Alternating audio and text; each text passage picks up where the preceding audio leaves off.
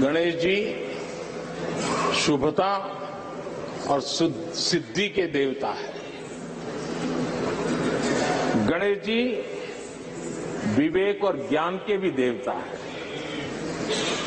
इस पावन दिवस पर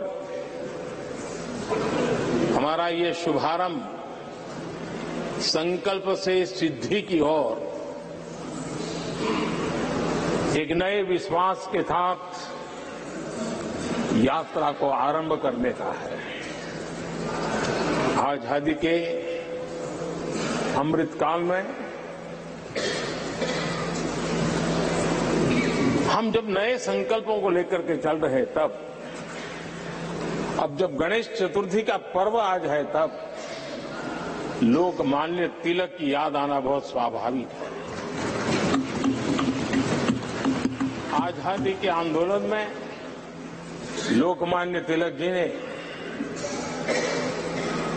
गणेश उत्सव को एक सार्वजनिक गणेश उत्सव के रूप में प्रस्तावित करके पूरे राष्ट्र में सुराज्य की आहलेख जगाने का माध्यम बनाया था। लोकमान्य तिलक जी ने गणेश पर्व से सुराज्य की संकल्पना को शक्ति दी। उसी प्रकार से आज ये गणेश चतुर्थी का पर्व लोकमान्य तिलक जी ने स्वतंत्र भारत स्वराज्य की बात कही थी। आज हम समृद्ध भारत गणेश चतुर्थी के पावन दिवस पर उसकी प्रेरणा के साथ आगे बढ़ रहे हैं। सभी देशवासियों को इस अवसर पर फिर एक बार मैं बहुत बहुत बधाई देता हूं। आदरणीय अध्यक्ष जी, आज संवत्सरी का भी पर्व है। ये अपने आप में एक अद्भुत परंपरा है। इस दिन को एक प्रकार से क्षमा वाणी का भी पर्व कहते हैं। आज मिच्छामि दुक्कड़म कहने का दिन है।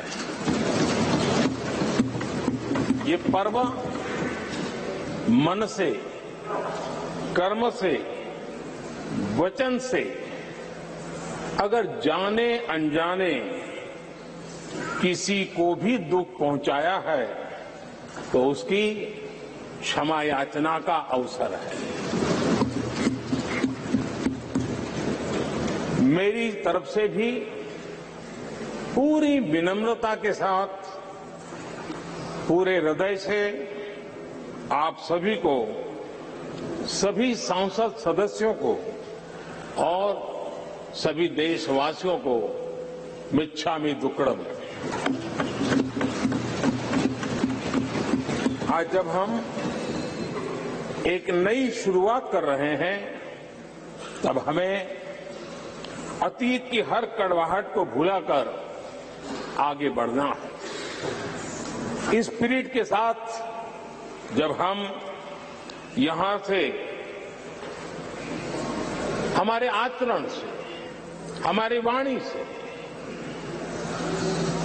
हमारे संकल्पों से जो भी करेंगे देश के लिए, राष्ट्र के एक एक नागरिक के लिए वो प्रेरणा का कारण बनना चाहिए और हम सबको इस दायित्व को निभाने के लिए भरसक प्रयास भी करना चाहिए। आदरणीय अध्यक्ष जी, ये भवन नया है, यहां सब कुछ नया है, सारी व्यवस्थाएं नई है। यहां तक आपके सब साथियों को भी आपने एक नए रंग रूप के साथ प्रस्तुत किया है।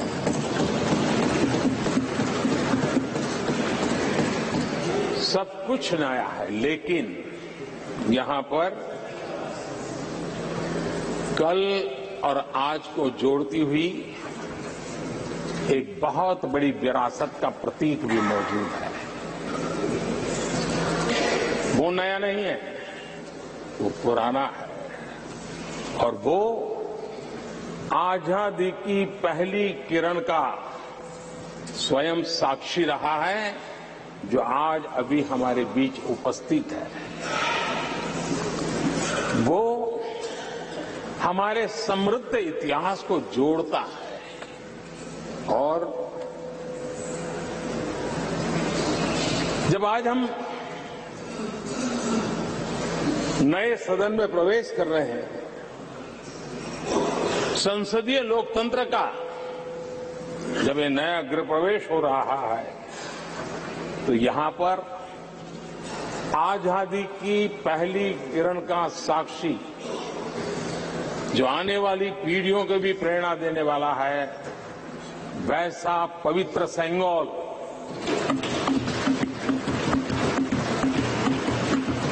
और ये वो सेंगोल है जिसको भारत के प्रथम प्रधानमंत्री पंडित नेहरू का स्पर्श हुआ था। ये पंडित नेहरू के हाथों में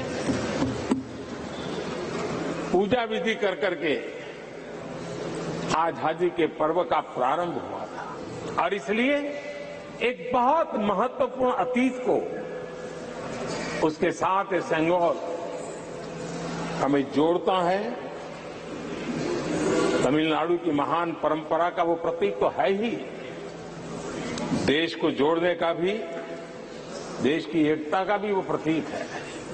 और हम सभी माननीय सांसदों को हमेशा जो पवित्र सेंगोल पंडित नेहरू के हाथ में शोभा देता था, वो आज हम सबकी प्रेरणा का कारण बन रहा है। इससे बड़ा गर्व क्या हो सकता है। आदरणीय अध्यक्ष जी, नए संसद भवन की भव्यता आधुनिक भारत के महिमा को भी मंडित करती है। हमारे श्रमिक, हमारे इंजीनियर्स, हमारे कामगारों, उनका पसीना इसमें लगा है। अभी पीढ़ियों को प्रेरणा देने वाला है। और 30,000 से ज्यादा श्रमिक बंधुओं ने परिश्रम किया है, पसीना बहाया है इस भव्य व्यवस्था को खड़ी करने के लिए। और कई पीढ़ियों के लिए ये बहुत बड़ा योगदान है। माननीय अध्यक्ष जी, मैं उन श्रमयोगियों का नमन तो करता ही, लेकिन एक नई परंपरा का प्रारंभ हो रहा है, इसका मुझे अत्यंत आनंद है। इस सदन में एक डिजिटल बुक रखी गई है, जिस डिजिटल बुक में उन सभी श्रमिकों के पूरा परिचय इसमें रखा गया है, ताकि आने वाली पीढ़ियों को पता चलेगा कि हिंदुस्तान के किस कोने से कौन श्रमिक ने आकर के इस भव्य इमारत को, यानी उनके पसीने को भी अमरत्व देने का प्रयास इस सदन में हो रहा है। ये एक नई शुरुआत है, शुभ शुरुआत है, और हम सब के लिए गर्व की शुरुआत है। मैं इस अवसर पर 140 करोड़ देशवासियों की तरफ से, मैं इस अवसर पर लोकतंत्र की महान परंपरा की तरफ से हमारे इन श्रमिकों का अभिनंदन करता हूं। आदरणीय अध्यक्ष जी, हमारे यहां कहा जाता है, यत् भावो तद् भवति। और इसलिए हमारा भाव जैसा होता है, वैसे ही कुछ घटित होता है। यत् भावो तद् भवति। और इसलिए हम जैसी भावना करते हैं, और हम जैसी भावना करके प्रवेश किया है, मुझे विश्वास है भावना भीतर जो होगी, हम भी वैसे ही खुद भी बनते जाएंगे, और वो बहुत बड़ी स्वाभाविक है। भवन बदला है, मैं चाहूंगा भाव भी बदलना चाहिए, भावना भी बदलनी चाहिए।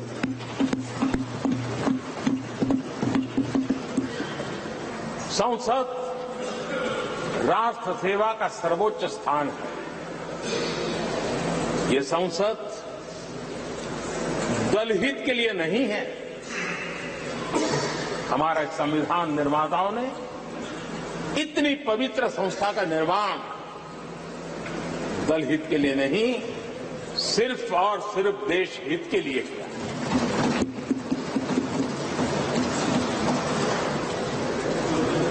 नए भवन में हम सभी अपने वाणी से, विचार से, आचार से संविधान के जो स्पिरिट है उन मानदंडों को लेकर के, नए संकल्पों के अनुसार नई भाव को लेकर के, नई भावना को लेकर के मैं आशा करता हूं। देखिए, आप कल भी कह रहे थे, आज भी कह रहे थे, कभी स्पष्ट कह रहे थे, कभी थोड़ा लपेट कर भी कह रहे थे। हम सांसदों के व्यवहार के संबंध में मैं मेरी तरफ से आपको आश्वासन देता हूं कि हमारा पूरा प्रयास रहेगा और मैं चाहूंगा कि सदन के नेता के नाते हम सभी सांसद आपकी आशा अपेक्षा में खरे उतरें, हम अनुशासन का पालन करें। देश हमें देखता है, आप जैसा दिशा निर्देश करें। लेकिन माननीय अध्यक्ष जी, अभी चुनाव तो दूर है और जितना समय हमारे पास बचा है इस पार्लियामेंट के, मैं पक्का मानता हूं कि यहां जो व्यवहार होगा ये निर्धारित करेगा कि कौन यहां बैठने के लिए व्यवहार करता है और कौन वहां बैठने के लिए व्यवहार करता है। जो वहां ही बैठे रहना चाहता है उसका व्यवहार क्या होगा, और जो यहां आकर के भविष्य में बैठना चाहता है उसका व्यवहार क्या होगा, इसका फर्क बिल्कुल आने वाले महीनों में देश देखेगा और उनके बर्ताव से पता चलेगा। ये मुझे पूरा विश्वास है। आदरणीय अध्यक्ष जी, हमारे यहां वेदों में कहा गया है, सम्यच्च सब्रता भूत्वा वाचम वदत भद्रया, अर्थात हम सब एक मत होकर, एक समान संकल्प लेकर कल्याणकारी सार्थक संवाद करें। यहां हमारे विचार अलग हो सकते हैं, विमर्श अलग हो सकते हैं, लेकिन हमारे संकल्प एकजुट ही होते हैं, एकजुट ही रहते हैं और इसलिए हमें उसकी एकजुटता के लिए भी भरपूर प्रयास करता रहना चाहिए। आदरणीय अध्यक्ष जी, हमारी संसद ने राष्ट्रहित के तमाम बड़े अवसरों पर ही इसी भावना से काम किया है। न कोई इधर का है न उधर का है, सब कोई राष्ट्र के लिए करते रहे। मुझे आशा है इस नई शुरुआत के साथ इस संवादीय के वातावरण में और इस संसद के पूरे डिबेट में हम उस भावना को जितनी ज्यादा मजबूत करेंगे, हमारी आने वाली पीढ़ियों को अवश्य हम प्रेरणा देंगे। संसदीय परंपराओं की जो लक्ष्मण रेखा है, उन लक्ष्मण रेखा का पालन हम सबको करना चाहिए और वो स्पीकर महोदय की अपेक्षा को हमें जरूर पूरा करने की कोशिश करनी चाहिए। आदरणीय अध्यक्ष जी, लोकतंत्र में राजनीति, नीति और शक्ति का इस्तेमाल ये समाज में प्रभावी बदलाव का एक बहुत बड़ा माध्यम होता है। और इसलिए स्पेस हो या स्पोर्ट्स हो, स्टार्टअप्स हो या सेल्फ हेल्प ग्रुप हो, हर क्षेत्र में दुनिया भारतीय महिलाओं की ताकत देख रही है। G20 की अध्यक्षता, विमेन लेड डेवलपमेंट की चर्चा आज दुनिया इसका स्वागत कर रही है, स्वीकार कर रही है। दुनिया समझ रही है कि सिर्फ महिलाओं के विकास की बात इनफ नहीं है।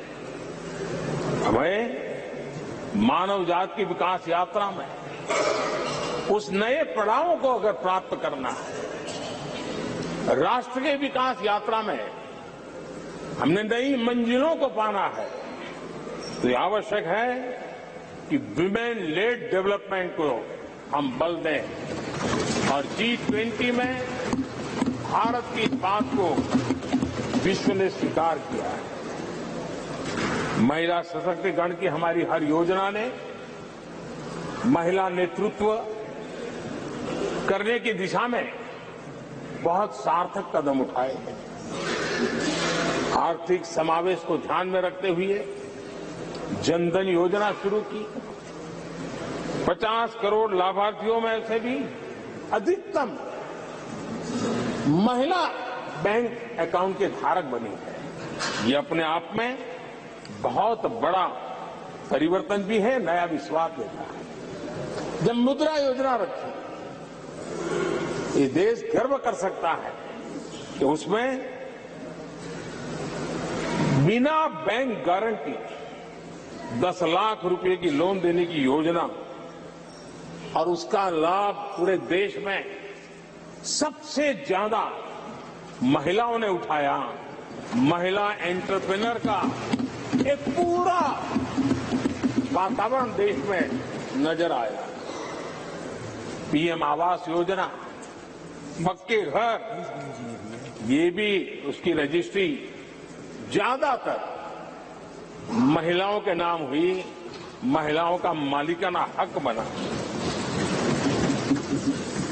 आदरणीय अध्यक्ष जी, हर देश की विकास यात्रा में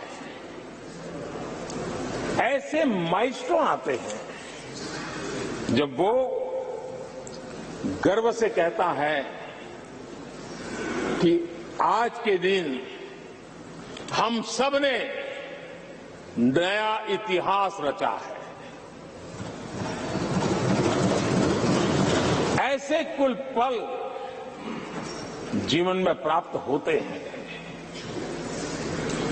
और आदरणीय अध्यक्ष जी, नए सदन के प्रथम सत्र के प्रथम भाषण में मैं बड़े विश्वास और गर्व से कह रहा हूं कि आज की ये पल, आज का ये दिवस संवत्सरी हो गणेश संबंध में बहुत चर्चाएं हुई हैं, बहुत वाद विवाद हुए हैं। महिला आरक्षण को लेकर संसद में पहले भी कुछ प्रयास हुए हैं। 1996 में इससे जुड़ा बिल पहली बार पेश हुआ था। अटल जी के कार्यकाल में कई बार महिला आरक्षण का बिल पेश किया गया, कई बार, लेकिन उसे पार कराने के लिए आंकड़े नहीं जुटा पाए और उसके कारण वो सपना अधूरा रह गया। महिलाओं को अधिकार देने का, महिलाओं की शक्ति का उपयोग करने का वो काम शायद ईश्वर ने ऐसे कई पवित्र काम के लिए मुझे चुना है।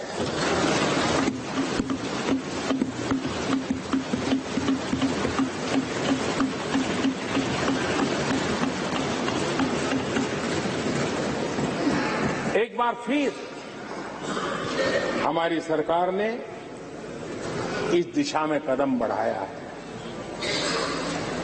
कल ही कैबिनेट में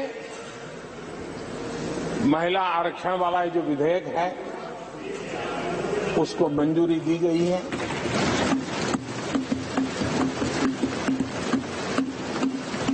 आज 19 सितंबर की ये तारीख इसीलिए इतिहास में अमृत को